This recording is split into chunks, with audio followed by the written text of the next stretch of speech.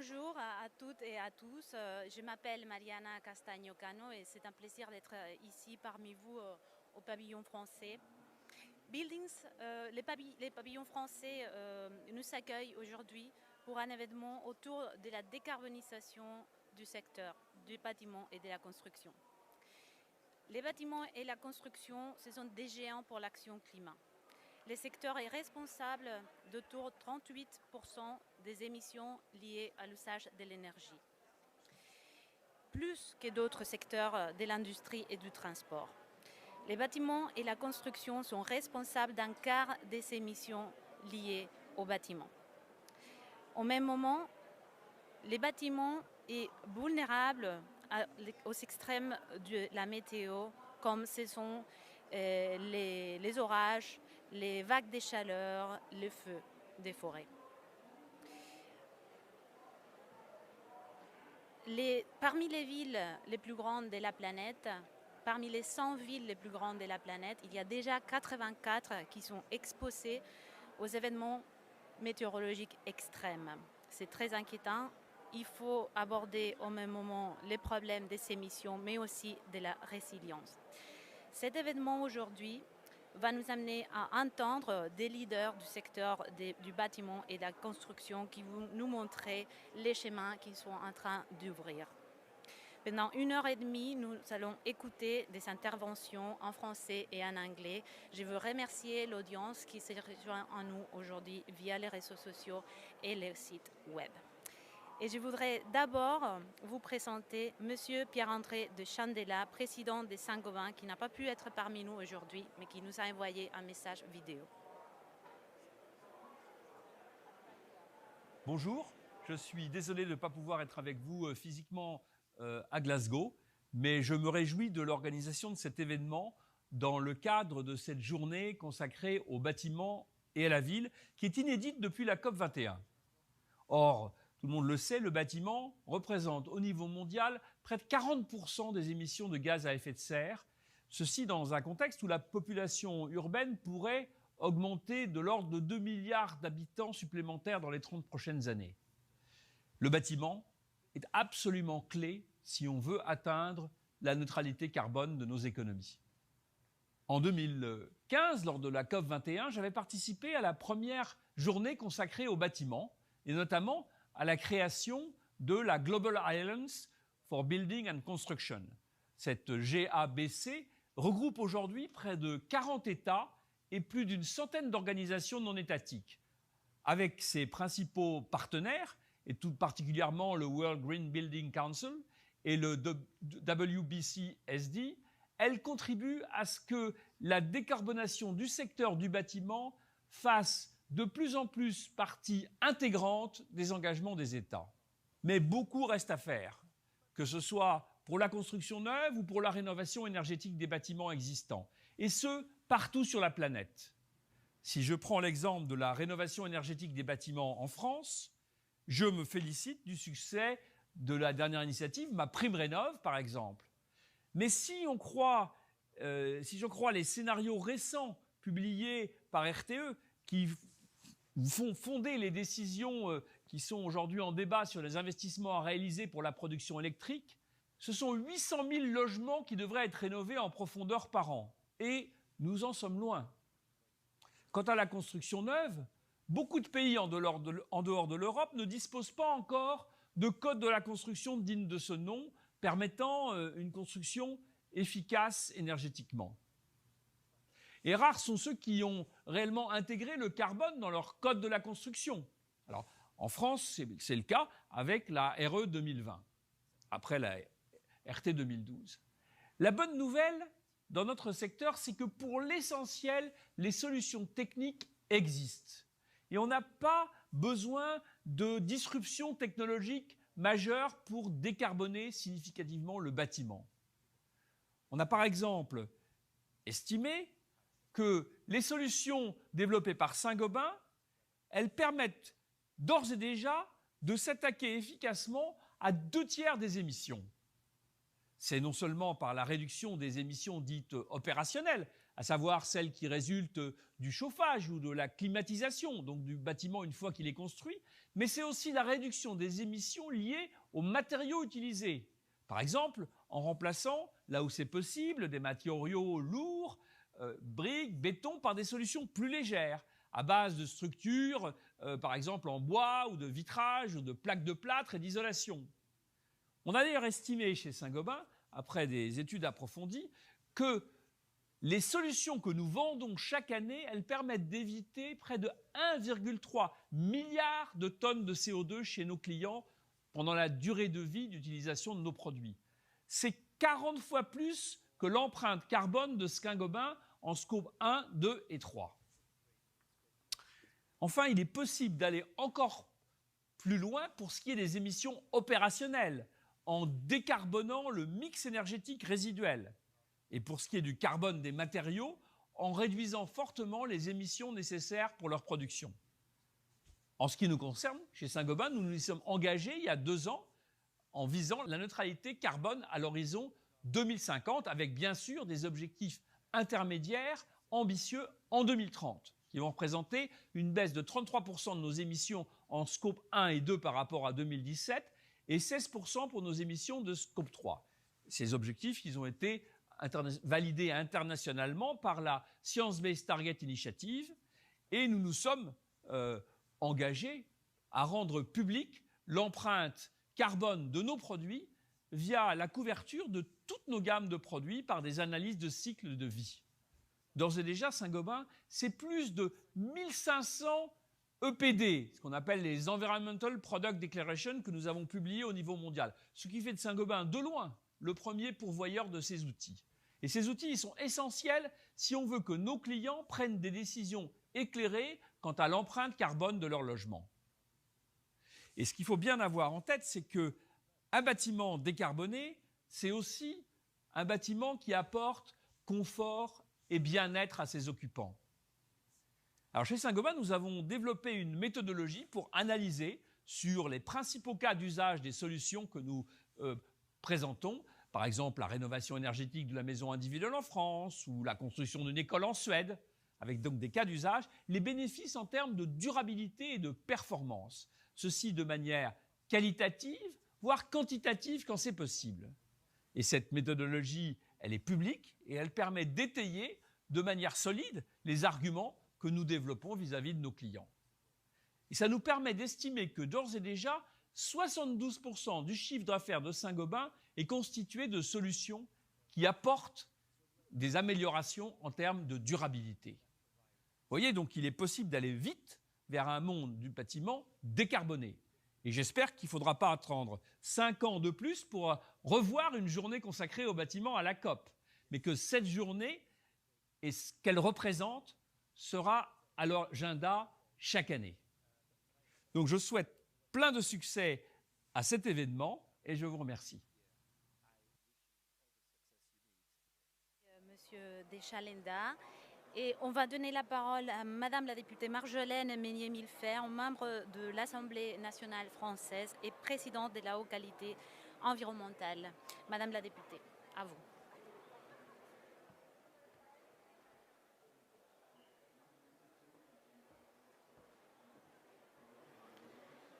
Thank you. Ladies and gentlemen, distinguished... Mesdames et messieurs, comment le secteur peut-il arriver à une neutralité carbone avant 2050? 26 conférences sur le changement kilomètre se sont battues. Ça, c'est ma tâche, en fait, de la part du gouvernement français depuis 2017 et je suis fier de vous présenter nos engagements au jour d'aujourd'hui. Ça a été ma obsession, pas seulement une tâche. Plus encore, en m'écoutant, ça veut dire que c'est une bataille que vous luttez ou que vous faites aussi. C'est votre lutte aussi. Donc, grande félicitations. Je suis vraiment très reconnaissante d'avoir l'opportunité de partager avec vous ce que nous faisons dans nos différents pays. Nous partageons sur ce qui marche, ce qui ne marche pas. C'est la seule façon pour avancer. Et nous le faisons aujourd'hui, et c'est ça qui me rend optimiste, parce que nous sommes aujourd'hui. Le secteur de la construction en France, il est responsable pour un quart des émissions de gaz à effet de serre. Il y avait les deux scopes, l'énergie, la consommation d'énergie et l'énergie pour les bâtiments. Si on prend en compte aussi le troisième scope, qui est le relâchement de carbone dans les matériaux, de la production des matériaux de construction, ça représente en tout un troisième des émissions de gaz à effet de serre. Cela veut dire évidemment que depuis les agréments de Paris, l'accord de Paris, ça a été une priorité pour la France, la construction. Et la stratégie du secteur du bâtiment est un élément de clé de cette conférence. Nous parlons de 10 milliards de tonnes de CO2 en 2019. C'est 88% des émissions, 38% des émissions mondiales. En France, le secteur représente aussi la moitié de la consommation d'énergie finale. C'est évidemment le chauffage et la climatisation pour les gens. C'est aussi une question de santé pour les gens et il faut avoir l'argent pour payer pour cette énergie. D'où il était logique de réduire la consommation d'énergie dans les nouveaux bâtiments pour la faire descendre à un minimum. À cet effet, la réglementation thermique a placé des objectifs d'énergie comme l'un des plus bas au monde. Donc le bâtiment ne devrait pas consommer plus de 50 kW par an. Nous avons dû prendre en compte aussi les nouvelles constructions qui représentent seulement 1% des bâtiments. Et c'est peu. Et, avant 250, 30% des bâtiments auraient été remplacés et seront conformes aux normes en vigueur. C'est pour là que ce qui a été dit en 2015 avec les agréments par Paris, d'avant 2050, tous les bâtiments de tout type, les nouveaux et les anciens, ne pourront pas consommer plus de 80 kW par mètre carré par an. Ceci veut dire la réparation de 500 000 maisons par an. Donc maintenant, nous parlons d'un million de rénovations par an. C'est énorme, c'est presque impossible. Et jusqu'à il y a peu, nous avions à faire un double problème. Nous ne pouvions pas rénover les maisons de manière suffisante. Et le nombre de ces rénovations était insuffisant malgré tous nos efforts. Mais encourager les gens à rénover n'est plus un problème grâce à une grande transformation de notre schéma et des objectifs financiers qui ont été formulés et au mouvement qui a quand même mené à une prise de conscience énorme. Et enfin, grâce au Covid qui a convaincu tout le monde que la rénovation des bâtiments servait différents objectifs aussi climatiques. Donc la route est engagée. Alors maintenant, nous avons un nouveau challenge. C'est trouver la main-d'œuvre qui pourra trouver les objectifs en fait. Il est difficile d'évaluer combien de travailleurs seront nécessaires, 2 fois plus, 10 fois plus, mais on peut dire que pour sûr, nous devons recruter en grande quantité. On a 300 000 nouveaux bientôt.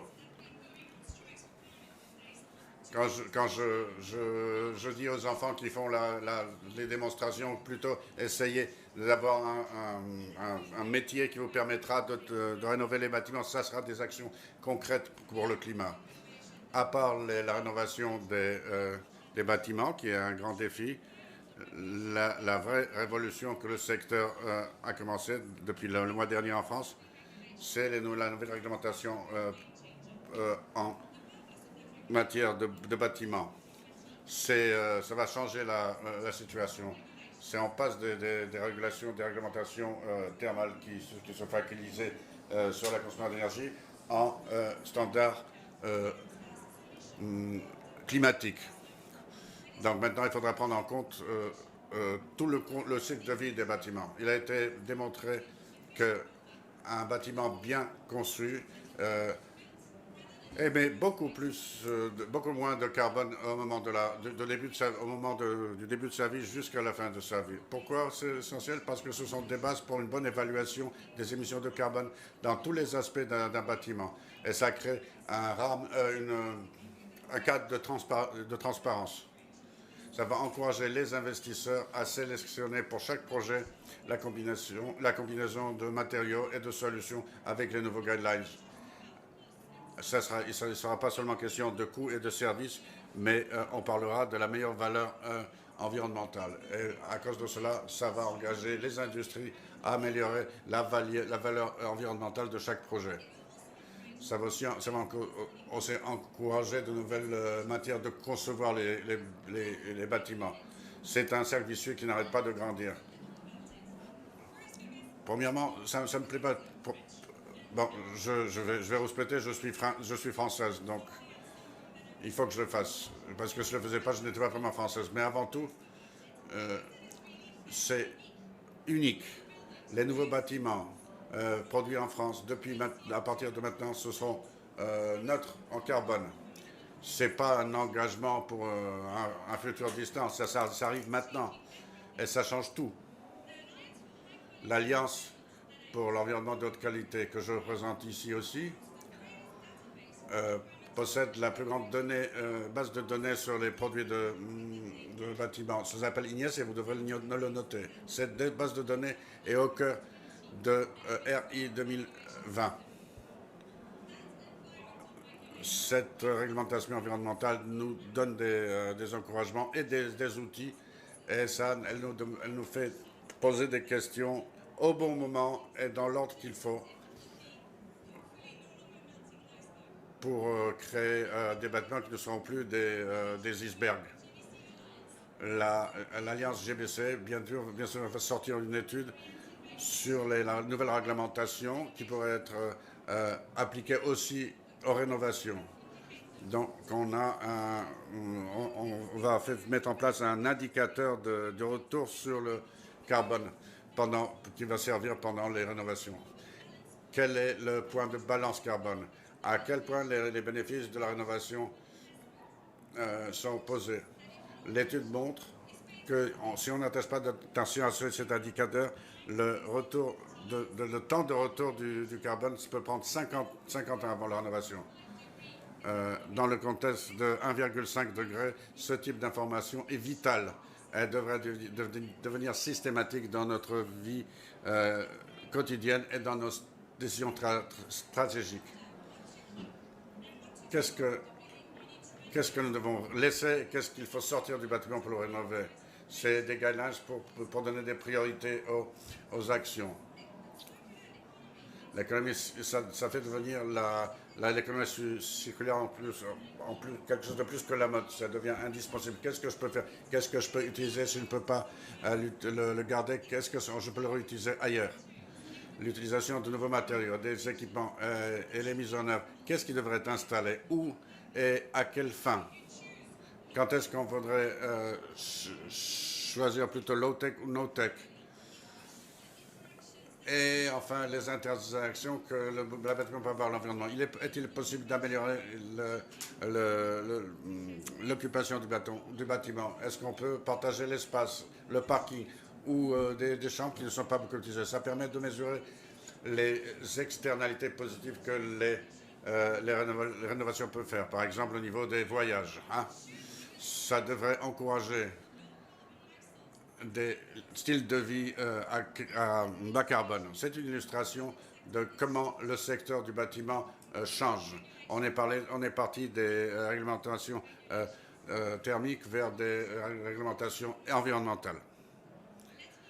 Permettez-moi d'ajouter que si nous avons appris quoi qu'il soit à partir de ce mouvement jaune, c'est que la transition environnementale ne marchera pas sans justice sociale. Et c'est la meilleure part, parce que c'est une situation gagnant-gagnant. On arrive à un meilleur bien-être à court terme et à moyen terme, à un coût contrôlé. il n'y a pas de sacrifice à faire.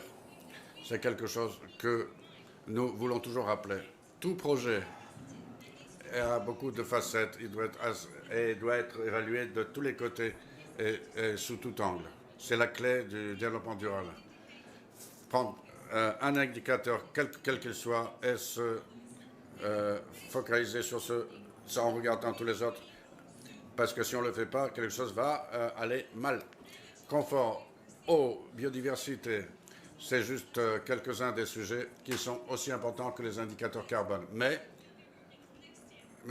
nous allons travailler de ça l'année prochaine, mais c'est le sujet d'une autre conférence. Mais j'ai parlé trop longtemps. Maintenant, pour conclure, j'ai lu des commentaires comme quoi cette conférence ne sera pas aussi ambitieuse qu'elle devrait l'être. Moi, j'aime pas les gens qui jettent l'éponge avant la fin de la partie, parce que nous savons le succès de ce sommet va dépendre du nombre d'actions qui vont être mises en œuvre après nos retours à la maison. Donc j'aimerais terminer par un message optimiste pour ceux qui sont à l'extérieur, qui pensent que l'on les laisse tomber. Venez voir de plus près le secteur du bâtiment, parce que là, je suis heureuse de dire, les choses arrivent déjà et nous sommes partis de 38% de la solution. Merci beaucoup. Merci beaucoup, merci Madame la députée. Et nous allons maintenant passer à notre premier panel. Et j'ai le plaisir de vous présenter Monsieur Cédric Borel, directeur de l'Institut français pour la performance environnementale du bâtiment. Elisabeth Valencia, qui est la vice-présidente de la Fédération internationale de l'immobilier. Robert Spencer, vice-président de la Fédération internationale des ingénieurs conseils. Et Christian Brodag, qui est le président de Construction 21. Bonjour, bonjour Elisabeth, bonjour à tous. Je vais commencer, Cédric, avec vous.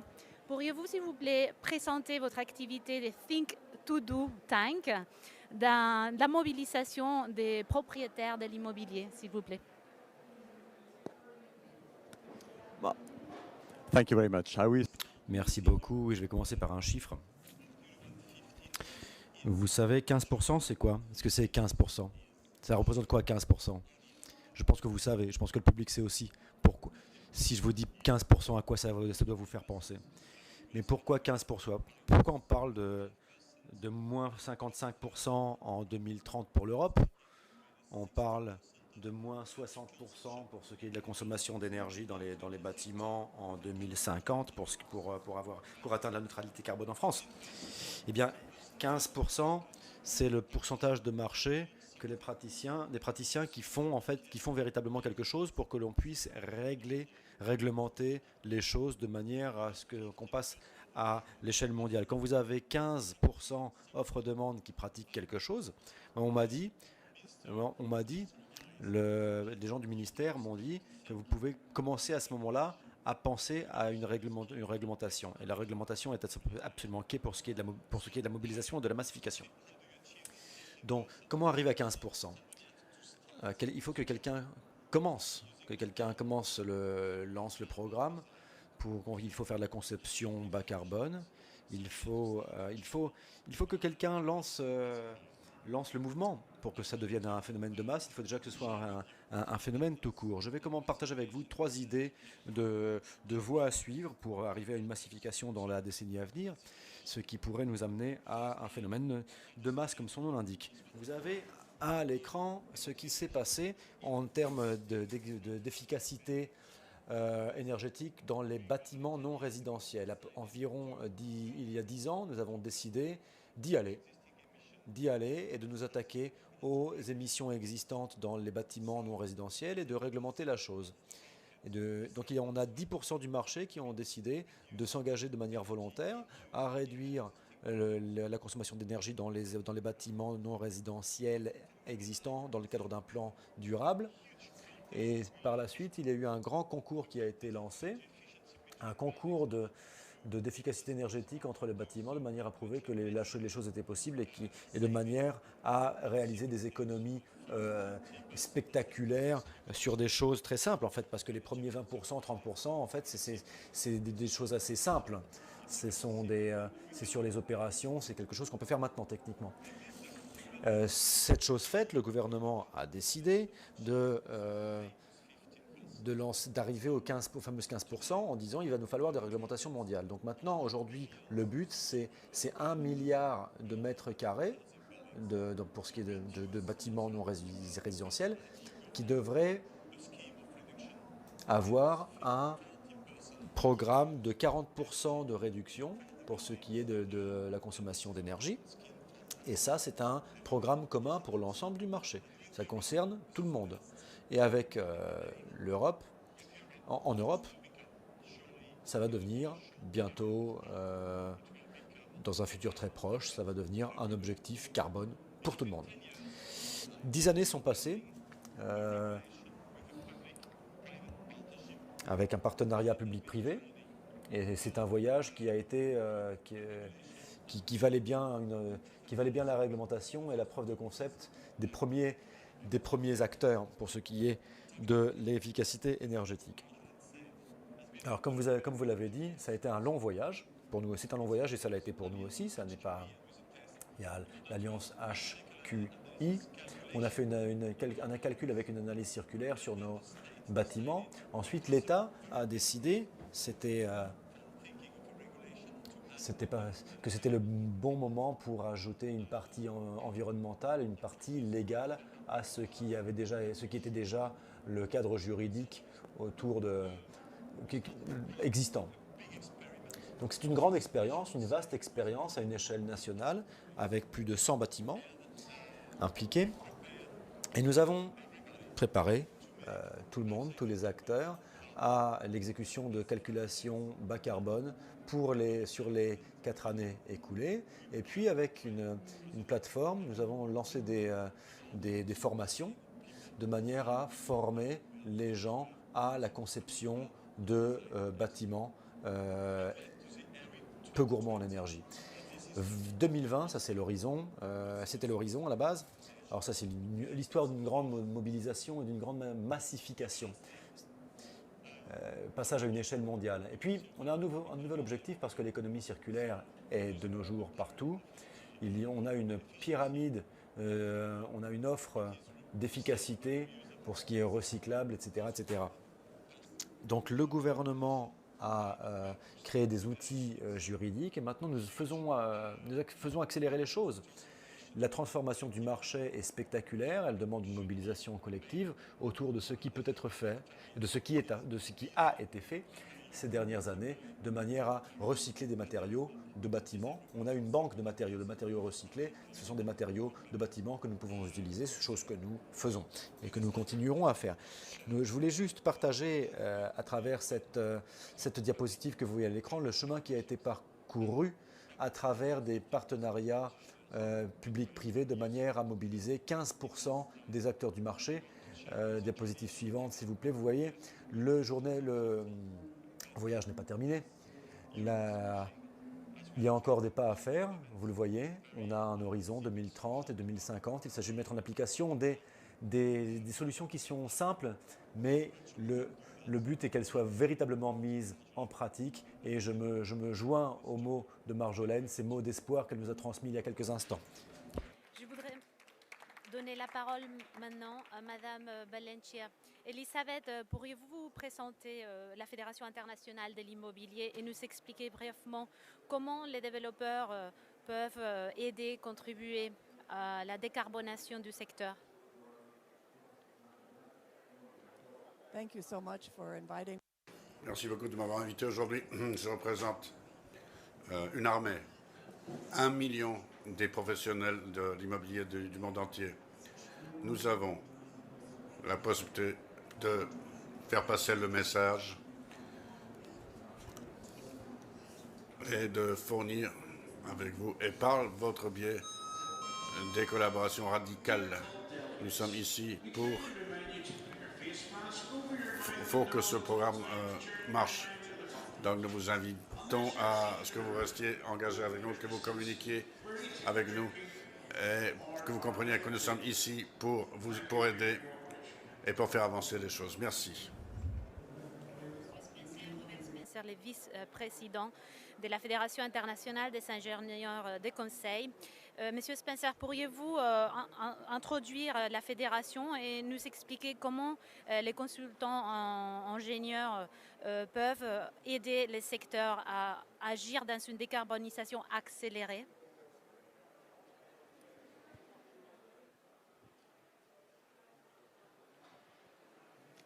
Thank you very much. Merci beaucoup. Premièrement, une petite introduction à FIDIC, parce que vous ne connaissez peut-être pas la FIDIC. Quelques petits mots sur ses origines et ses capacités. FIDIC a été fondé en 1913 par les ingénieurs professionnels de France, Belgique et Suisse. Elle a grandi pendant les années et maintenant il est présent dans plus de 130 pays et il représente plus d'1 million d'ingénieurs professionnels du monde entier. Et il y a plus de 40 000 sociétés membres de notre FIDIC. Le quartier général se trouve à Genève. Depuis 1 an à peu près, je travaille chez FIDIC en tant que vice-président du comité de développement durable. Le comité a été rafraîchi il y a 18 mois et nous avons travaillé beaucoup, beaucoup travaillé avec la crise climatique depuis. Nous sommes connus surtout pour ces modèles de contrats qui concerne le bâtiment, la construction. Nous sommes aussi connus pour la charte du changement climatique que nous avons lancée hier. Nous croyons que c'est un pas important pour la profession d'ingénieur. Je pense que c'est la première fois qu'une organisation mondiale qui représente tant de professionnels, d'ingénieurs professionnels, a créé des principes de base que la profession à laquelle la profession peut adhérer, tout ça dans le contexte de l'attaque à la crise climatique. Est-ce que je puis parler de la charte un peu, si vous permettez? Ce qu'il est dit là-bas, c'est qu'il y a trois espaces clés où les ingénieurs peuvent avoir un impact. Le premier est dans les activités opérationnelles des organisations elles-mêmes. Donc FIDIC, les associations membres dans chaque pays qui travaillent avec FIDIC, les schémas de projet, les équipes et les sociétés qui travaillent dans différents pays, toutes ces organisations ont besoin de regarder leurs émissions propres et elles doivent développer des objectifs raisonnables de réduction des émissions. Deuxièmement, je pense que là où les ingénieurs peuvent avoir le plus d'impact, c'est la conception, le design que les ingénieurs produisent. Ce que je pense important ici, c'est que les ingénieurs maintenant changent d'une époque où ils étaient des ingénieurs de valeur qui créent des produits de haute qualité à bon prix et le client était heureux. Maintenant, il y a un nouveau facteur qui doit être intégré dans cette excellence d'ingénieur, c'est le carbone. Donc nous devons être des ingénieurs pas seulement de valeur, mais de carbone aussi. Donc je pense que la profession deviendra une profession de scientifiques appliqués du climat, parce que l'infrastructure des bâtiments les infrastructures sont conçues par ces professionnels. C'est eux les individus innovatifs et conceptuels qui ont des ambitions, qui ont une certaine éthique de faire les bonnes choses et prendre en compte le carbone dans leur travail. Nous allons voir dans le futur un grand renforcement, et j'espère que cette charte en sera un catalyseur, une meilleure prise de conscience chez les ingénieurs dans le monde entier comment ils peuvent participer, contribuer à l'objectif net zéro. Et aussi, comment peuvent-ils attaquer les questions de décarbonation avec tous les exemples qui passeront par le bureau, par des approches innovatives ou la réfection de bâtiments, la conception de nouveaux, les matériaux innovants, comme nous avons entendu le directeur de Saint-Gobain. Beaucoup de nouveaux matériaux arrivent sur le marché que les ingénieurs devraient intégrer dans leur design. Et enfin, la résilience. Évidemment, il y a déjà beaucoup de résilience qui existent déjà et avec laquelle on devra lire. Ça veut dire on aura plus de pluie intense, de vagues de chaleur, etc., de canicules. Donc nous devons renforcer la résilience de l'infrastructure pour faire face à ces conditions climatiques. Et cela voudra dire aussi des solutions basées sur la nature, tant que possible. Et bien sûr, il faudra assurer que ces systèmes sont à bas carbone en eux-mêmes et ne créeront pas de problèmes dans le futur en termes de carbone. Je pense que c'est tout ce que je voulais dire. Merci. J'ai beaucoup aimé votre concept de carbon engineer. Peut-être bientôt on verra ces diplômes dans les écoles d'ingénieurs. Ça serait quand même vraiment un succès. Et je voudrais aussi donner la parole maintenant à Christian Brodag. Christian est le président de Construction 21, une plateforme d'échange des connaissances et d'informations sur la construction. Vos Green Solutions Awards priment des projets réalisés aux performances réelles. Je voudrais vous demander, Monsieur Brodag, quelles sont les évolutions que vous avez constatées et que souhaitez-vous pour les 3 prochaines années? Très bien, je vous remercie. Effectivement, Construction 21, sa vocation, c'est de promouvoir les meilleures solutions, de partager les savoirs autour de ces solutions. Et donc, nous avons eu hier la cérémonie de remise des prix des awards. Nous arrivons avec ce concours mondial d'identifier vraiment les réalisations les plus performantes, les plus en avance, mais qui sont, je dirais, accessibles dans le marché. L'objectif n'est pas d'identifier des prototypes qui font rêver, mais vraiment les réalisations qui sont disponibles aujourd'hui sur le terrain. Et donc, la vocation de Construction 21 est vraiment à la fois de faire connaître ces solutions, mais aussi de mettre en réseau les acteurs et ceux qui font pour promouvoir beaucoup plus rapidement, je dirais, cette innovation. C'est aussi dans cette logique que Cédric Borel évoquait tout à l'heure, de transformer le marché par la connaissance.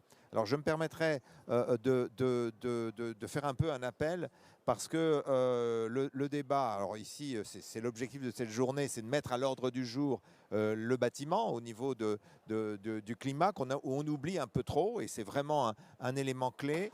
C'est un élément clé. Et deuxièmement, dans cette question donc, du bâtiment, il y a certes des questions de financement, d'investissement, de mobilisation financière, mais il y a une grosse question de renforcement de capacité. Parce que contrairement à des filières très concentrées sur l'hydrogène, sur les véhicules électriques, etc., où vous avez des grands opérateurs, la construction, c'est une multitude de choix, une multitude de technologies, une multitude d'ingénieurs qui interviennent et d'architectes, enfin une profession. Et donc changer cette profession, ça ne se fait pas simplement par un claquement de doigts. Et donc il y a la question du renforcement de capacité de l'ensemble de ces acteurs, la capacité institutionnelle évidemment à piloter ça, que ce soit au niveau national mais aussi au niveau local. Les collectivités locales ont un jeu important à jouer. Au niveau opérationnel, dans la capacité à mener les projets, à intégrer, parce que tous les projets sont systémiques, se mettent en jeu plusieurs compétences et donc il faut gérer ces projets et donc c'est aussi une capacité particulière, les capacités vraiment techniques, opérationnelles sur les thèmes techniques, et il faut descendre jusqu'aux artisans, jusqu'à l'ensemble donc des acteurs qui sont utilisés, et enfin aussi même la capacité des consommateurs et des usagers, des occupants, des propriétaires à tous les niveaux de s'engager justement dans cela. Donc il y a vraiment besoin de renforcement de capacité. C'est à ça que nous consacrons d'une certaine façon. D'abord en partageant les connaissances, et donc ça fait partie du renforcement de capacité. On développe des bases de données de connaissances, des bases de données de formation qui permettent effectivement à chaque acteur, type d'acteur, de trouver les bonnes formations, les bons accès aux informations pertinentes dans son action. Et puis enfin, pour finir, la capacité, c'est souvent une capacité collective. Et donc, c'est la capacité des acteurs à travailler ensemble au niveau des projets, mais aussi au niveau de la société et de la constitution de ce qu'on peut appeler des systèmes d'innovation locaux, des systèmes de transformation, où les acteurs sur les territoires notamment travaillent ensemble, peuvent combiner effectivement la production de matériaux biosourcés ou le recyclage des bâtiments, de la déconstruction. Il y a donc tout un système de coopération à différents niveaux qui permet effectivement, par le partage d'expérience, par le dialogue, d'avancer. Donc c'est ça la vocation de Construction 21. Et l'appel qu'on peut faire, c'est d'une certaine façon qu'on consacre. Alors on a cité le chiffre de 1 pour 1000, mais 1 pour 1000 des investissements qui sont prévus dans ces challenges sur le climat, qu'on consacre 1 pour 1000 au renforcement de capacité, à la formation, au bon niveau pour les acteurs qui font. Et ça changerait la donne, mais malheureusement, ça n'est pas encore à l'ordre du jour. Merci. Merci à vous, Monsieur Brodag. Et je veux remercier les premiers panels. Cédric Borel de l'IFPEC, Madame Valencia, vice-présidente de la FIABI, Robert Spencer, vice-président du FIDIC et Christian Brodeck, président de Construction 21. Merci beaucoup. On va donner maintenant la place à notre panel suivant. Je veux inviter Madame Katie Whip, directeur au Royaume-Uni des DIPKI, et Emmanuel Normand, vice-président de Saint-Gobain. S'il vous plaît, nous allons commencer avec notre panel dédié à la place de l'innovation dans la décarbonation du secteur.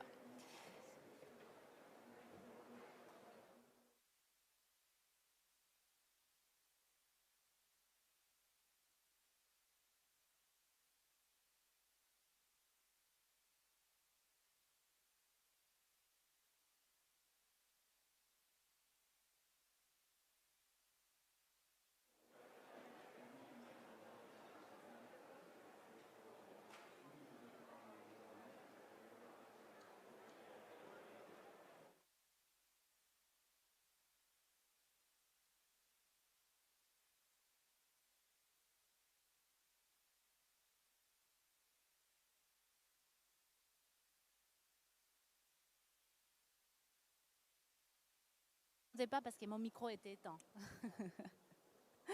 Alors, donc, je vais poser la question en français pour nos écouteurs sur les réseaux sociaux et les sites web. Katie, vous m'entendez? Très bien, la traduction passe alors. DIPKI a été sélectionné par la Solar Impulse Foundation comme une des 1 millier de solutions pour la planète, les solutions climat de la Fondation. Comment DIPKI est en train d'accélérer la transition vers un bâtiment en bas carbone?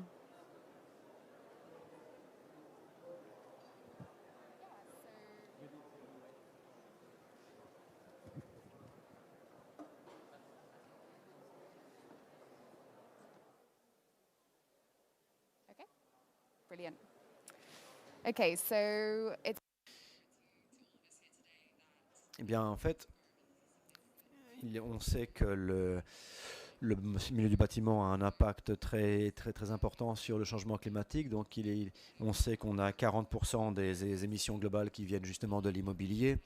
Et si on y réfléchit bien, on va voir qu'on a en Europe tout un parc immobilier dont 17% seront toujours là d'ici 2050, si ce n'est pas plus. Donc il va falloir soutenir la transition vers l'objectif net zéro dans la forme courante. Donc ça, ce sont des statistiques qui sont assez alarmantes, mais ça présente aussi de grandes opportunités pour nous, pour chacun d'entre nous, puisque notre impact étant important, ça veut dire que nos possibilités sont importantes aussi. Donc il est très important de faire en sorte que l'immobilier se mobilise de manière à ce que les objectifs net zéro soient atteints. Mais pour ce faire, il faut que nos stratégies ne s'attaquent pas seulement aux défis environnementaux que nous connaissons, mais présentent des opportunités économiques claires. Il faut apporter de la valeur, de la retention, de l'adaptation, de plus d'égalité sociale, essayer de se battre à tous les niveaux. Il s'agit aussi de s'attaquer à la collaboration entre les parties prenantes, de toutes les parties prenantes de l'écosystème. Nous avons entendu les présidents de Saint-Gobain expliquer les détails de l'engagement de Saint-Gobain dans la décarbonation du secteur. Je voudrais creuser la question de l'innovation. Comment Saint-Gobain est en train de mettre en place des modèles, des business models en faveur de cette décarbonation accélérée, toujours accélérée?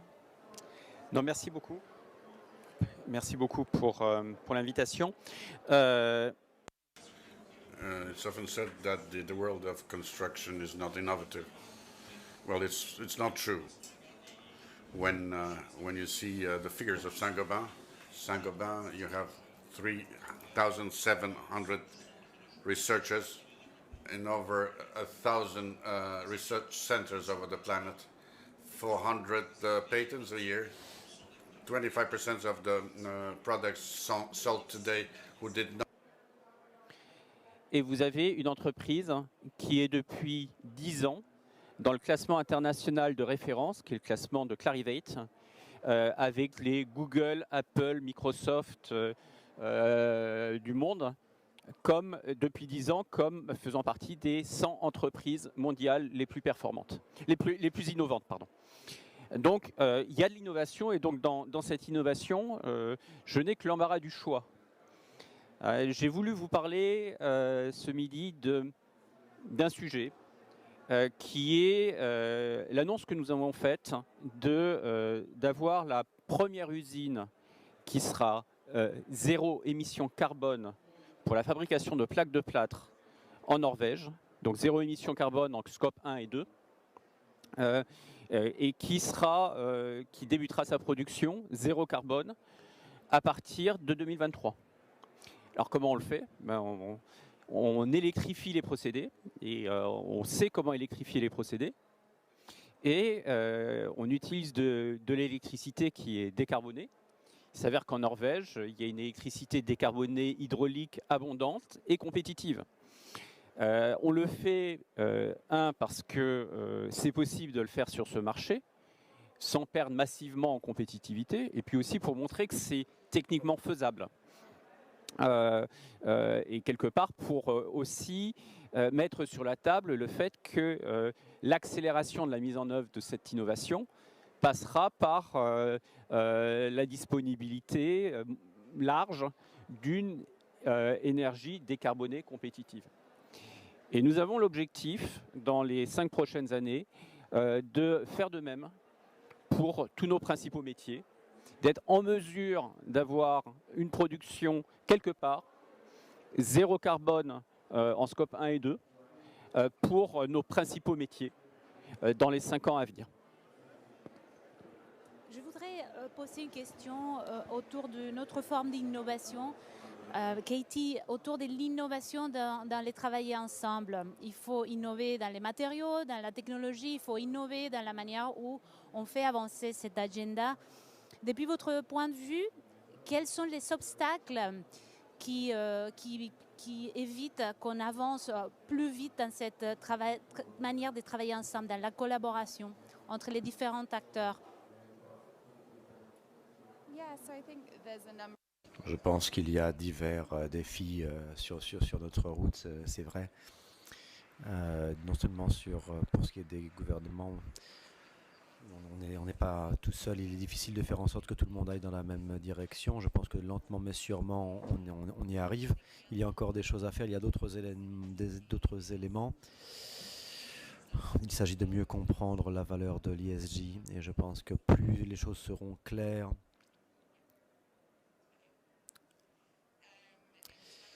en termes par rapport à la valeur de l'ESG. Donc je pense que nous savons où nous en sommes, nous essayons d'aller plus vers l'avant, mais il faut comprendre la valeur ajoutée de la chose. Je pense que l'élément essentiel que nous voyons ici, c'est autour d'un changement comportemental en fait. On en parle beaucoup, mais c'est vrai que il faut éviter ce qu'il faut éviter, c'est qu'on continue le business as usual, et c'est justement ce qu'on évite. On voit que les choses changent. Voir s'opérer devant nous des shifts, comme vous dites en anglais, des changements d'échelle, on dit en français. Je voudrais, Monsieur Normand, vous demander, on a pour la première fois ici un pavillon dédié au bâtiment. La journée aujourd'hui dédiée au bâtiment a pris une ampleur nouvelle, même si à la COP21 à Paris, on a vu une place très importante donnée au bâtiment qui a permis d'ailleurs de lancer la Global ABC. Du point de vue institutionnel, de la collaboration entre les acteurs privés et publics, et depuis votre position comme vice-président de Saint-Gobain, qu'est-ce qu'on peut faire pour aller encore plus vite dans cette collaboration? Alors d'abord, moi, ce que j'ai pu constater à cette COP, quand je me replace 2 ou 3 ans en arrière sur ces sujets-là, c'est que lorsqu'on échangeait entre nous, il y a 2-3 ans, c'était beaucoup autour de « on va faire la pub de nos solutions, chacun individuellement ». Et là, j'ai trouvé qu'on est sur la collaboration au sein de la chaîne de valeur. Et dans tout ce que j'ai pu entendre, c'était quel est le mouvement collectif que l'on peut avoir au sein de la chaîne de valeur. Et bien évident qu'un acteur très très important dans cette chaîne de valeur, c'est l'acteur public. L'acteur public comme régulateur, l'acteur public comme standardisateur, comme en mesure d'apporter des soutiens.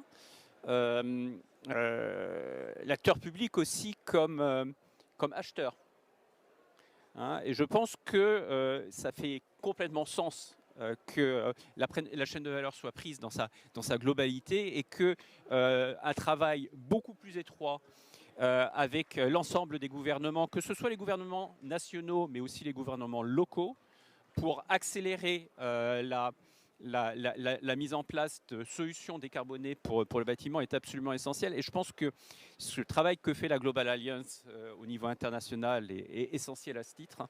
Le fait qu'il y ait une journée dédiée au bâtiment à la COP est essentiel à ce titre. Bien évidemment, tout ne va pas bouger par une journée liée au bâtiment. Il faut que ça se multiplie. Il faut que dans toutes les COP, il y ait une telle journée désormais et qu'entre 2 COP, il y ait des travaux à tous les niveaux qui soient faits entre acteurs publics et privés. Tout à fait, merci. Merci beaucoup, Monsieur Norman, vice-président de Saint-Gobain. Merci beaucoup, Madame Katie Whip, directrice Royaume-Uni de DeepKey.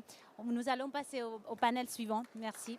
Et je vais donner maintenant les rôles de la modération à mon collègue Régis Meyer.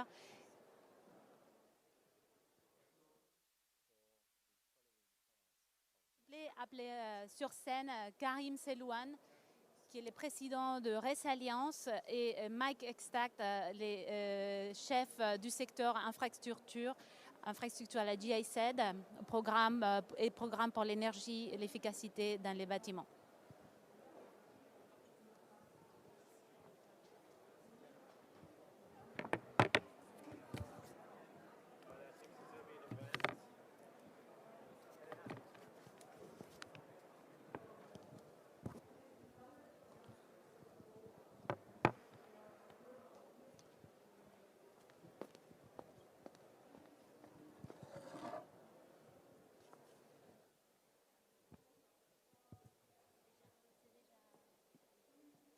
Vous m'entendez? Oui.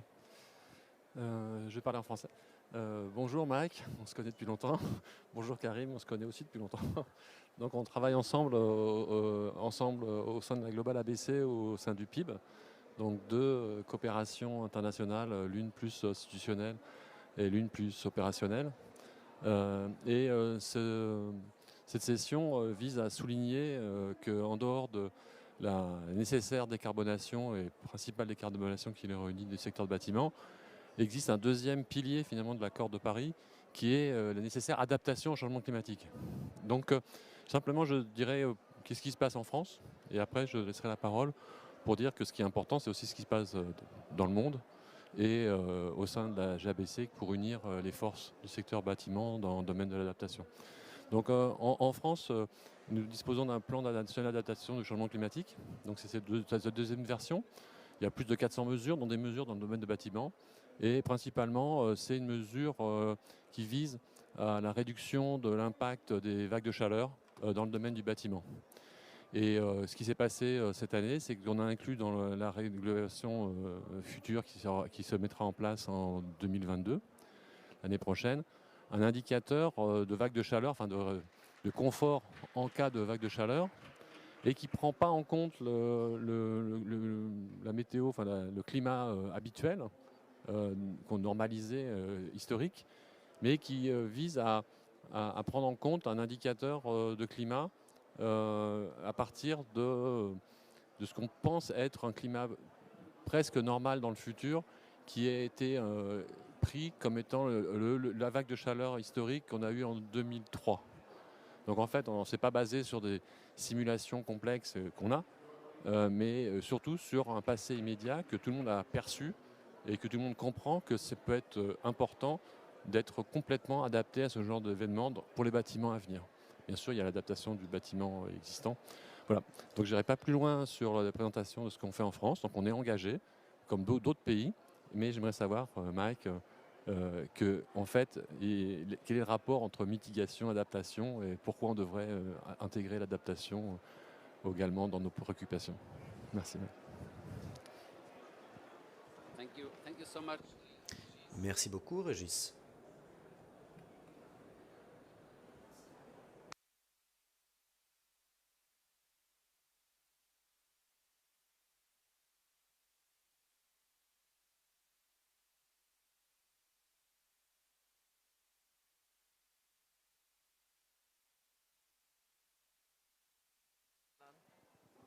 Thank you very much. Merci beaucoup, Régis, de me recevoir ici. C'est un grand plaisir et je suis très fier d'être ici parce que c'est l'expression de... Ça montre toute la confiance qu'il y a entre nous et la bonne coopération entre la France, entre nous et l'Allemagne pour ce qui est de la construction d'efficacité.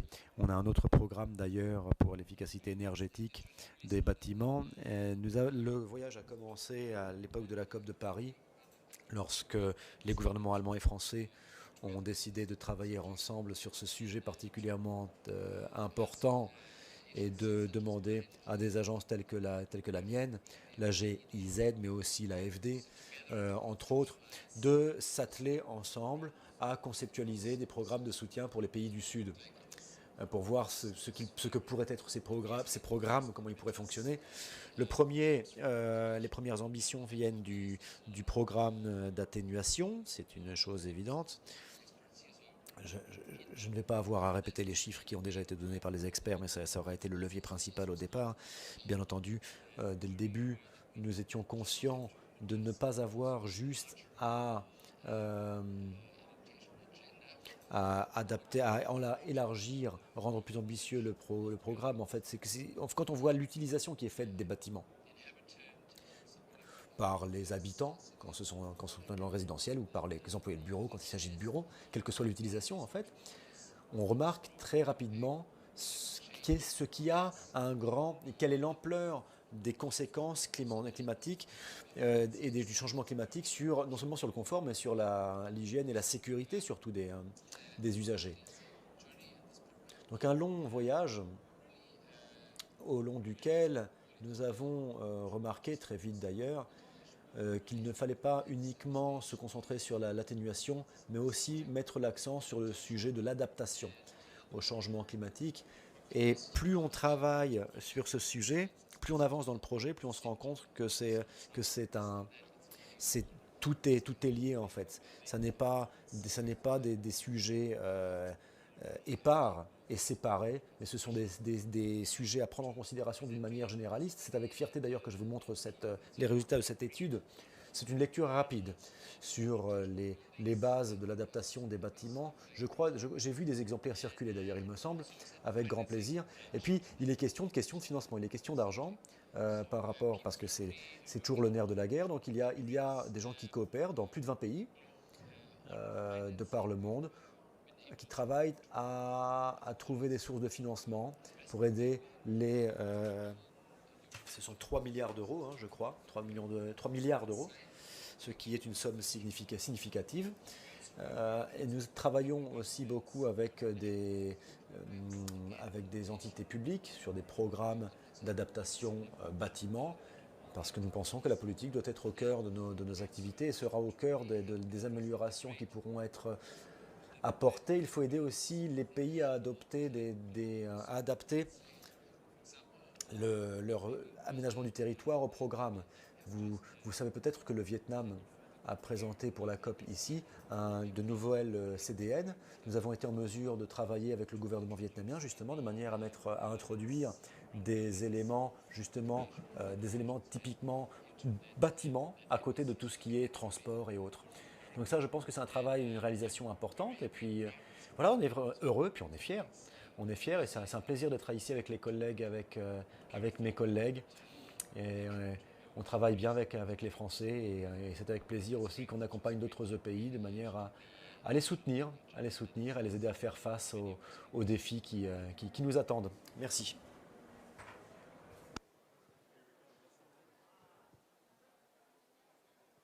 Vous m'entendez? Oui. Merci Mike. La Global ABC a lancé à l'initiative du Royaume du Maroc un groupe adaptation à la COP de Katowice. On a travaillé sur un rapport qui a été publié. Pouvez-vous m'en dire plus, Karim, sur le sujet? Très bien. Alors, bon, moi je vais parler en français, ce sera plus simple. Pour le point de départ, quand même, je vais rappeler quelques chiffres clés. Les villes, les infrastructures ne sont pas adaptées aux aléas climatiques, sans même parler de changement climatique. Et on ne peut qu'imaginer l'ampleur des dégâts vu les scénarios d'évolution du changement climatique. Et à partir de là, il y a des chiffres énormes aussi qu'on a pointés, qui après vont justifier le choix de ces 10 principes effectifs pour accélérer l'implémentation des actions concrètes d'adaptation au changement climatique. Par exemple, un certain nombre de villes ont vu leur coût d'estimation pour l'adaptation au changement climatique de plusieurs dizaines de milliards d'euros sur quelques décennies, voire même sur 15 ou 20 ans. Je prends l'exemple de Bangkok, je peux prendre l'exemple d'Ho Chi Minh ou d'Hanoï, mais également le coût d'un certain nombre d'infrastructures extrêmement exorbitantes. Et puis, le deuxième, un autre chiffre, c'est le coût important de l'impact de l'inaction face à l'adaptation au changement climatique pour le PIB mondial, qui a été estimé entre 15 et 30% du PIB mondial, si aucune action d'adaptation était mise en place. Donc on voit bien les dégâts socio-économiques et à partir de là, il a été décidé de manière collective dans le cadre du Global ABC d'accélérer un mouvement à travers un document ici présenté qui est de définir des 10 principes essentiels pour rendre effectif l'adaptation au changement climatique sur l'ensemble de la chaîne de valeur des métiers de la construction, conception, que ce soit en termes de travaux ou en termes d'exploitation. Alors très rapidement, ici, on peut résumer ces actions à travers l'urgence d'agir tout de suite sur il ne faut pas attendre ni demain ni après-demain, c'est un sujet contemporain d'actualité.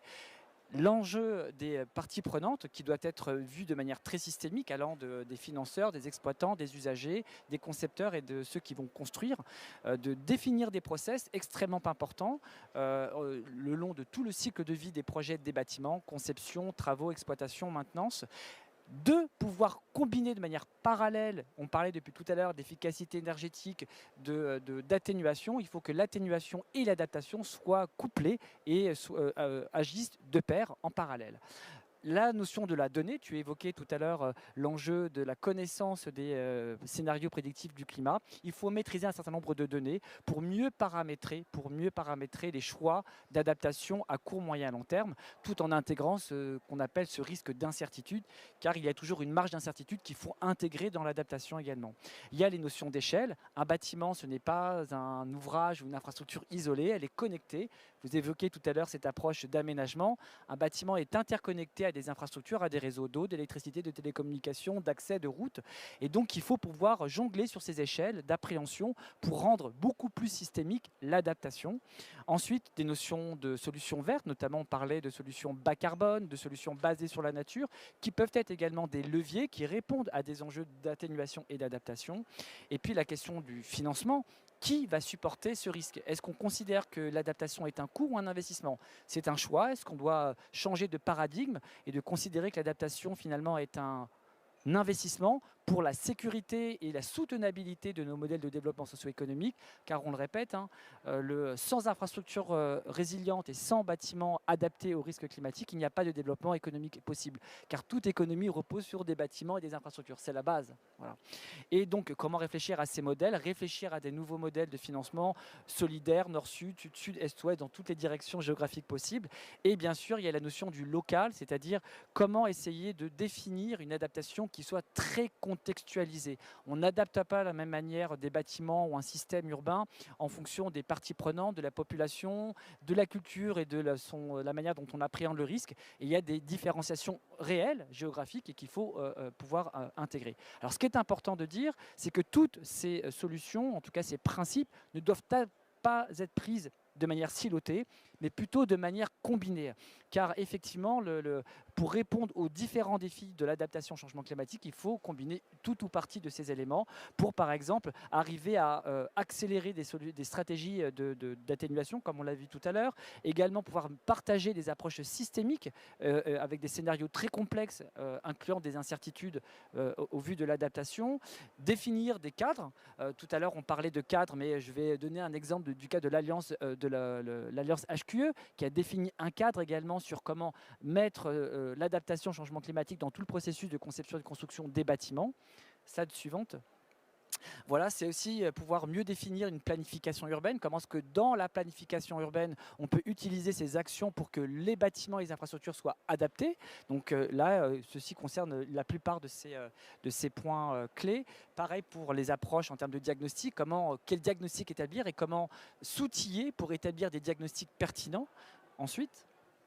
Et voilà, puis après, il y a des enjeux de confort. On parlait de confort, on parlait d'usagers. Et pour finir, et je conclurai là-dessus, toute dernière slide. Voilà. On répète, des actions effectives et en tout cas les 10 principes d'adaptation au changement climatique s'inscrivent sur l'ensemble de la chaîne de valeur et de cycle de vie des projets de construction et des bâtiments, phase de conception, de construction et de maintenance et d'opération.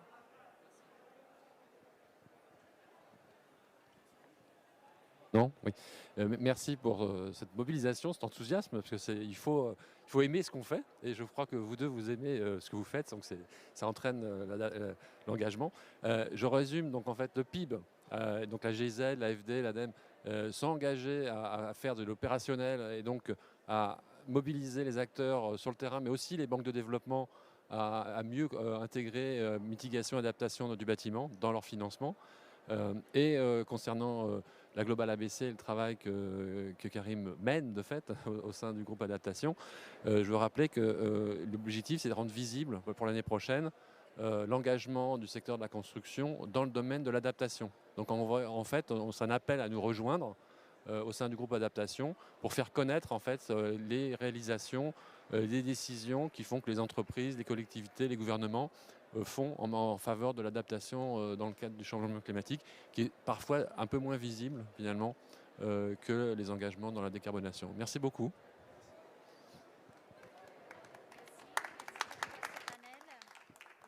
Maintenant, nous allons passer au panel suivant, matériaux bas carbone.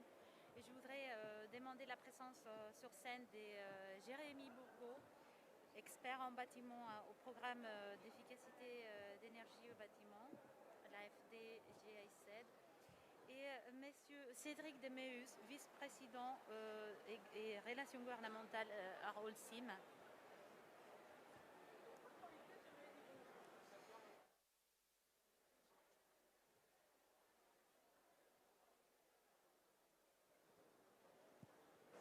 Oui, bonjour à vous deux. Donc aussi pas des vieilles connaissances, mais on se croise régulièrement et on travaille ensemble.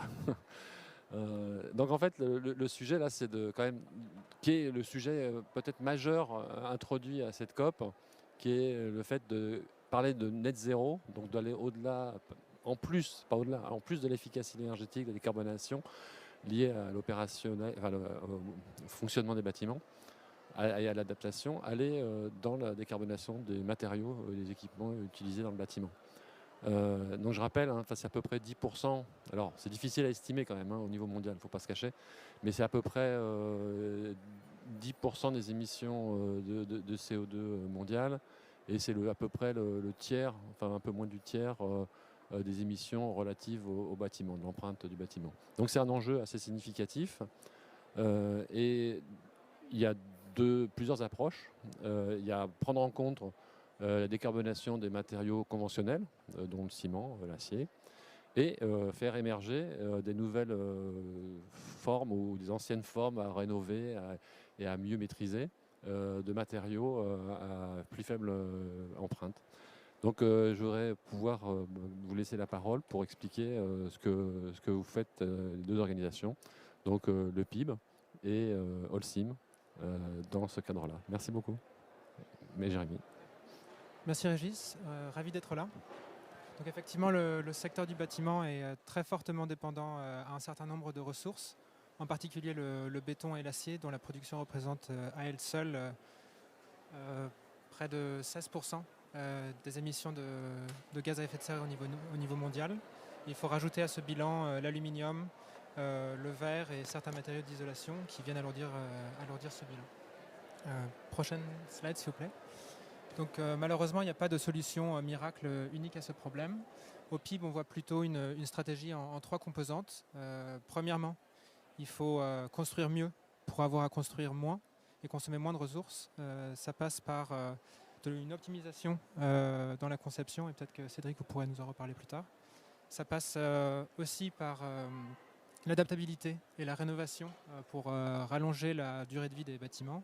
Et enfin, ça passe par le recyclage de nos matériaux de construction et par le développement d'une économie circulaire dans le secteur du bâtiment. Le deuxième axe, c'est le développement des matériaux bas carbone, locaux, géosourcés ou biosourcés. Ça peut être le bois, le bambou, la terre compressée, le TIFA, etc. Pour ça, il faut développer des nouvelles chaînes de valeur locales. Il faut faire aussi un effort de normalisation et de standardisation de ces matériaux qui sont encore considérés comme inférieurs dans leur propriété aux matériaux conventionnels. Il faut faire un effort d'intégration de ces matériaux dans nos modes de construction actuels. Et le dernier point, c'est évidemment la décarbonation de nos filières de production de matériaux conventionnels, pour faire face à l'enjeu de la croissance exponentielle du secteur du bâtiment dans les décennies à venir, on ne pourra pas se passer de ces matériaux-là. Donc ça passe par un effort d'efficacité énergétique dans nos procédés industriels, le recours à une énergie décarbonée, une énergie primaire décarbonée pour la production, et enfin un travail d'innovation sur la composition même de ces matériaux. Et là encore, Cédric, vous pourrez sûrement nous donner plus de références.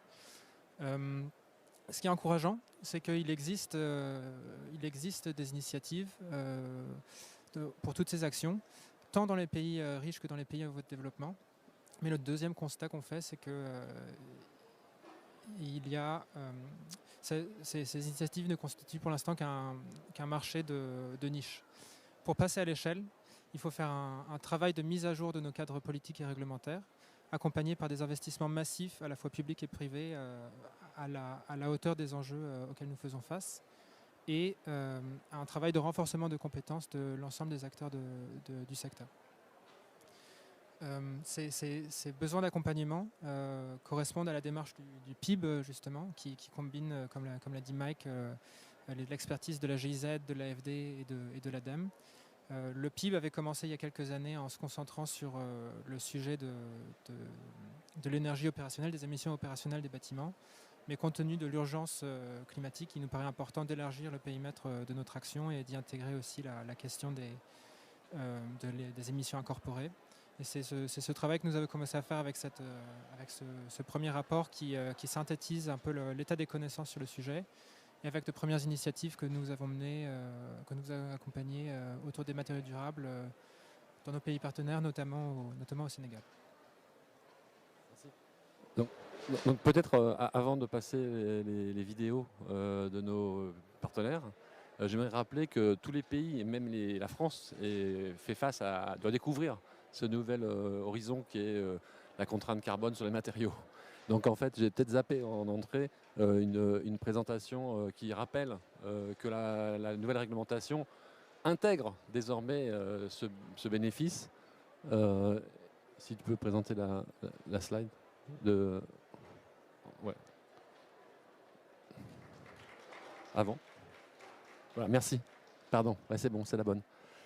Donc en fait, qui explique que la nouvelle réglementation met des limites carbone, donc a traduit la consommation énergétique en carbone. Donc ça, je dirais, c'est la traduction des contraintes énergétiques traditionnelles en émissions de carbone, qui fait que ça impose quelque part un changement de mode énergétique quand même à terme, et surtout qui met en place ces seuils progressifs pour certains dans le domaine de la construction.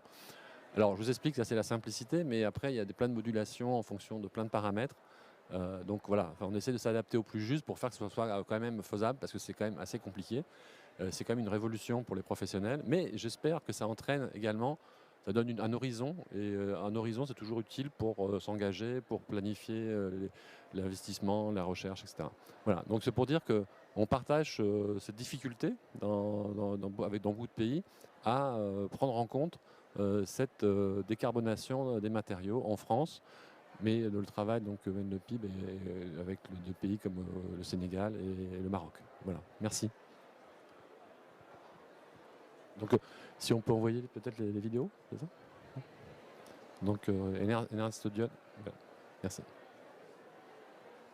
Bonjour à tous les participants à ce panel.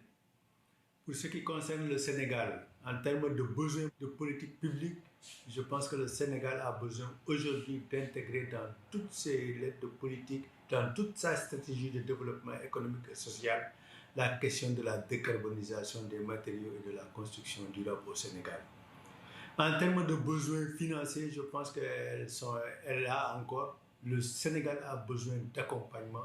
La place du bâtiment dans les consommations énergétiques au Sénégal, la place est extrêmement importante parce que les études récentes ont montré que le bâtiment représente 70% de la consommation d'électricité au Sénégal.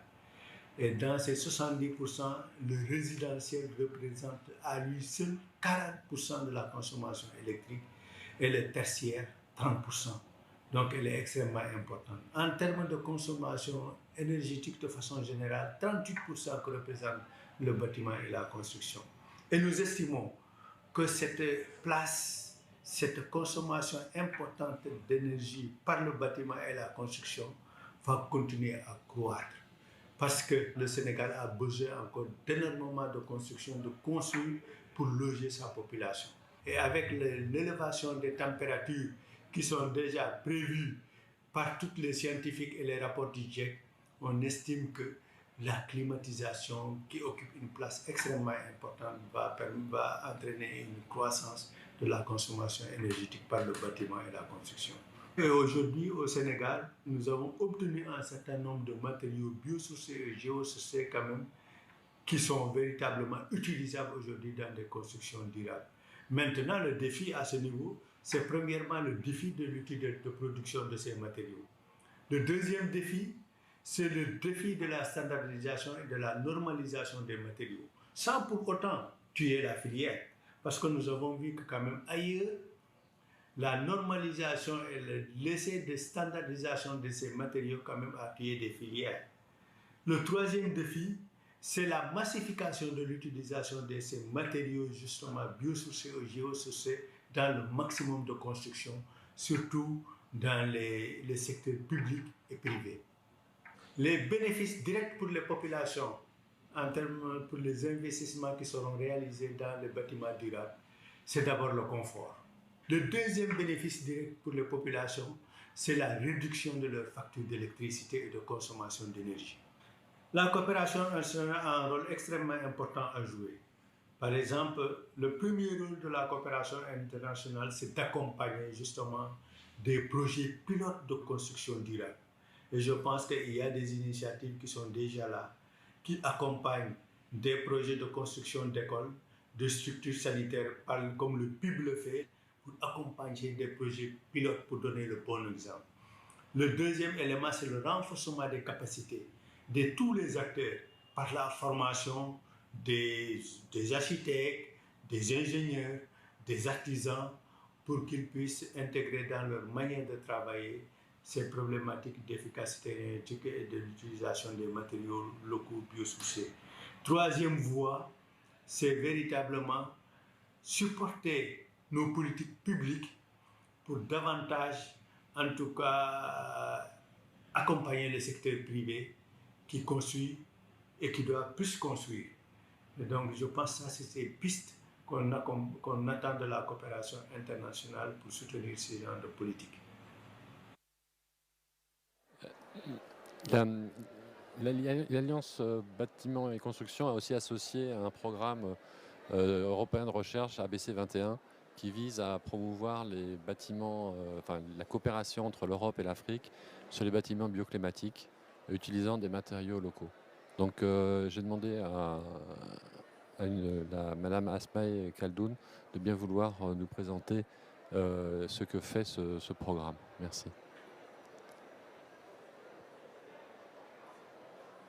On ne l'entend pas. Ouais.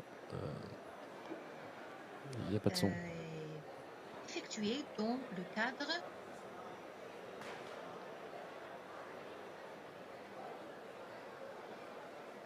Bonjour, c'est Asma Khaldoun de l'Université Al-Akhawayn au Maroc. Le travail que je vais présenter aujourd'hui est effectué dans le cadre du projet Africa-Europe Bioclimatic Buildings for the 21st Century. Notre contribution dans ce travail est liée aux matériaux de construction bioclimatiques locaux. En fait, l'utilisation de ces matériaux bioclimatiques locaux réduit la facture d'énergie et les émissions des gaz à effet de serre durant le processus de fabrication et durant la transportation, parce qu'il est vraiment très minimal. Nous effectuons aussi des simulations après insertion de ces matériaux dans le bâtiment et on étudie l'effet de l'efficacité énergétique, l'effet de ces matériaux sur l'efficacité énergétique du bâtiment. Nous avons aussi fait une étude de l'infrastructure de production de matériaux de construction locaux dans le nord-ouest africain et l'Europe. Donc, les résultats étaient de voir tous les fabricants actifs et les organisations qui produisent ces matériaux et qui font des projets de construction bioclimatique. Les projets verts que nous avons trouvés en Afrique, en Europe, il y avait beaucoup de projets et divers projets. Il y avait des villas et des maisons rurales, il y avait des maisons à un seul étage et d'autres maisons avec d'autres étages, beaucoup d'étages, comme vous voyez sur la deuxième figure.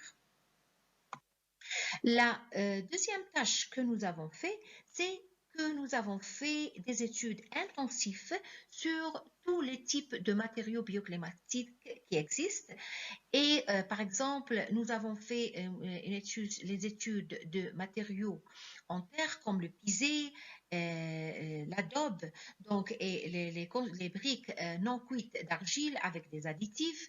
Nous avons fait l'étude de liège, de chanvre, de pierre, de paille et la laine, le bois, le bambou, toutes ces constructions, tous ces matériaux, nous les avons étudiés en faisant une analyse de leurs propriétés mécaniques et thermiques, leur processus d'obtention, l'évaluation des pratiques de construction, évaluation du coût de ces constructions et enfin la étude de la réglementation sur ces constructions de matériaux bioclimatiques en général.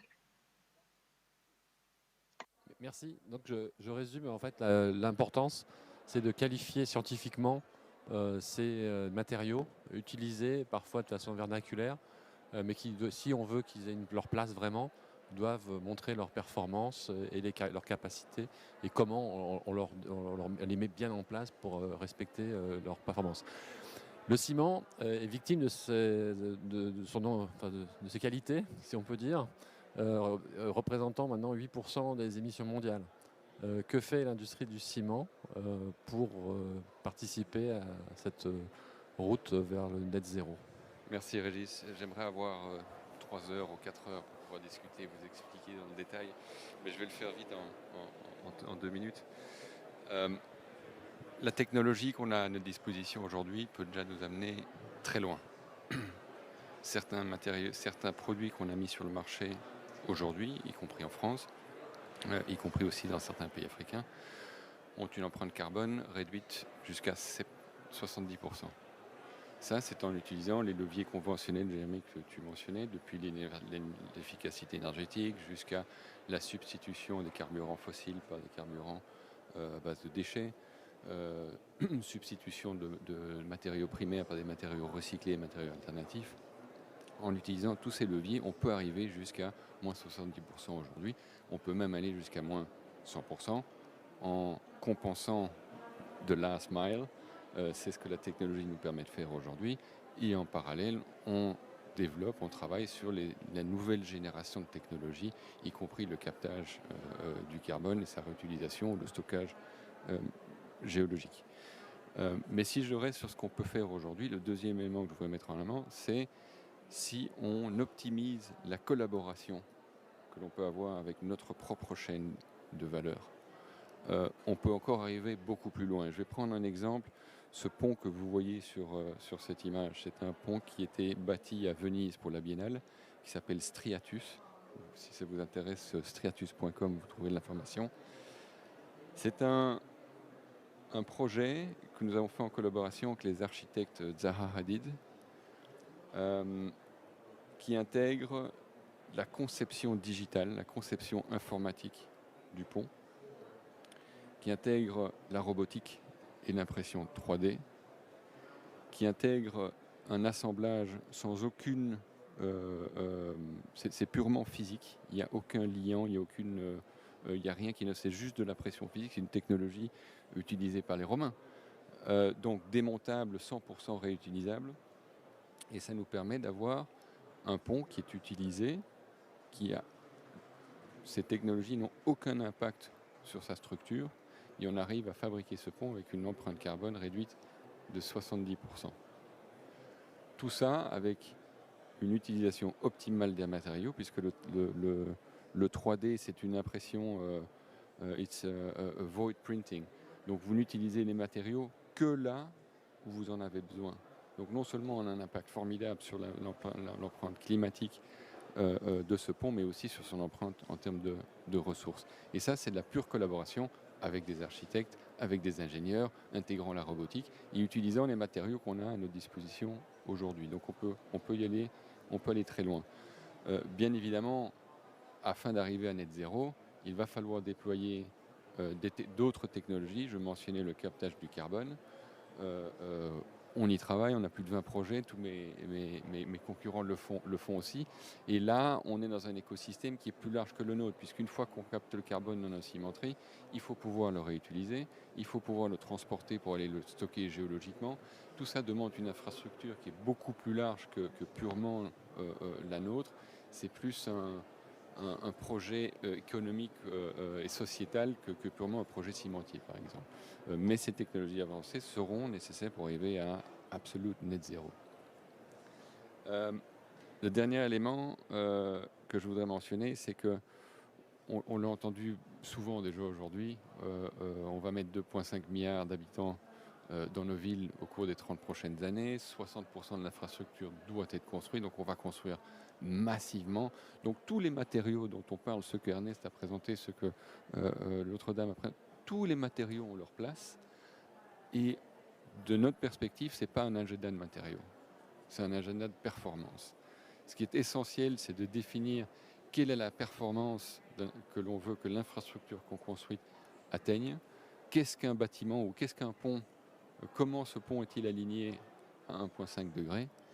C'est cette définition de cette performance qu'il faut développer, avoir un langage qui soit commun partout.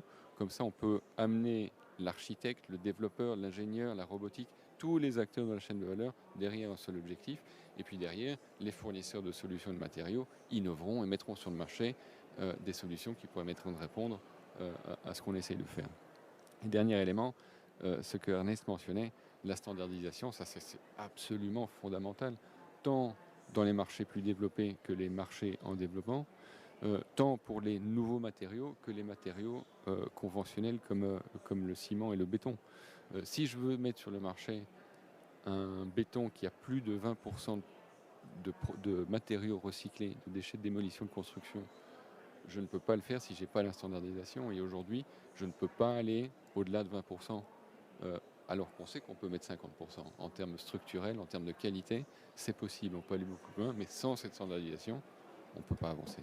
Ce n'est pas une excuse pour ne pas le faire, mais c'est un élément extrêmement important et je trouve intéressant aujourd'hui de le voir que ça vient à plusieurs niveaux et par tous les acteurs.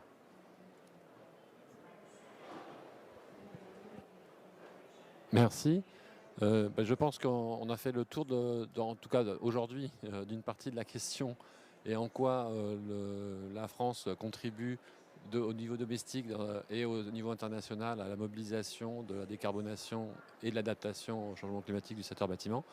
Et j'invite en fait en conclusion Roland Hunsicker de bien vouloir, il est là, mais il discute, de bien vouloir conclure. C'est bien quoi. C'est possible. Tu l'as prévenu, hein? Oui, il est prévenu. Oui, si. Mais il sait faire il est très doué, il sait faire très court. Ah bah oui, mais je ne sais pas qui te l'a dit, mais moi j'aimerais bien que, sachant que tu as toujours un discours prêt et très synthétique. Si vous me demandez, je peux toujours dire quelques mots. Alors, merci. C'est un grand honneur pour moi d'être ici. Je représente l'Alliance globale sur les bâtiments et la construction. Mon nom, c'est Roland Hunsicker avec le WBCSD. Et j'aimerais juste peut-être dire 2-3 mots par rapport à l'Alliance globale. Elle nous réunit tous. Nous sommes tous dedans. Et pour travailler ensemble vers cette vision d'un secteur décarbonisé, mais aussi résilient et plus égal finalement. Et donc, on est très content d'avoir ce jour aujourd'hui ici à la COP. Et pour vraiment montrer cette vision commune qu'on est tous dedans, on a eu des commitments, mais c'est impressionnant. Je viens d'apprendre, la FIDIC a aussi annoncé des commitments hier. Vraiment, c'est génial. Maintenant, on doit vraiment aller vers la collaboration. Je pense que c'était des super exemples qu'on a entendus ici. Et ce qu'on a fait avec beaucoup des membres de la GABC, on a parlé cette année comment on va transformer ce marché qui est très fragmenté, qui est très local, qui est très short term, à court terme. Et il y a 3 leviers finalement. C'est bien sûr, il faut regarder le tout. Les émissions sur tout le cycle de vie, et je suis très content aussi avec le PIB, vous commencez à voir vraiment les émissions dans l'ensemble, vraiment le whole life carbon, les émissions sur tout le cycle de vie, parce qu'il y a des trade-offs, et il faut en être conscient. Et puis, il faut commencer à mettre un coût à côté du carbon. C'est vraiment, on ne fait pas un projet sans connaître son coût, il ne faut pas faire un projet sans connaître le carbone. Et le dernier, c'est de changer la dynamique entre la demande et le supply, l'approvisionnement. Donc ça, c'est un message qu'on a aussi développé à travers la GABC et qu'on aimerait vraiment amener là. Alors finalement, il y a 3 choses que j'aimerais bien qui se passent après la COP. C'est que l'année prochaine, à nouveau à la COP, il y aura un Built Environment Day, un Cities Day, parce qu'il faut parler de ce sujet. On sera en Égypte, il faut parler beaucoup plus aussi des pays émergents et de leurs défis finalement. Et on est à 34 pays dans la GABC. Pourquoi pas en 2025, on aura 50 pays dans la GABC qui prennent les engagements et qui commencent à développer ces alliances nationales, comme on le voit au Mexique, au Maroc, en Tunisie, qui vont vraiment de l'avant à rassembler tout le monde derrière cette vision. Voilà, je voulais juste partager ça et merci beaucoup de m'avoir invité à votre événement ici. Et merci à la France pour le leadership que vous prenez encore et continuez à prendre dans la GABC. Merci. Oui. Alors merci beaucoup. Je voudrais simplement rappeler, étant un ingénieur de construction et ayant fait des projets, la collaboration qui est excellente dans les projets, elle doit se faire finalement entre tous les acteurs au niveau global. C'est-à-dire en fait, on a l'habitude dans la construction de travailler en collaboration sur des projets avec difficulté, mais toujours avec bon esprit. Et je pense qu'à travers la Global ABC, et grâce au World Business Council sur ce développement, on peut avoir cette collaboration qualitative mais fraternelle qu'on a sur les chantiers et l'avoir au niveau global. Et c'est un peu l'ambition de la Global ABC. Merci.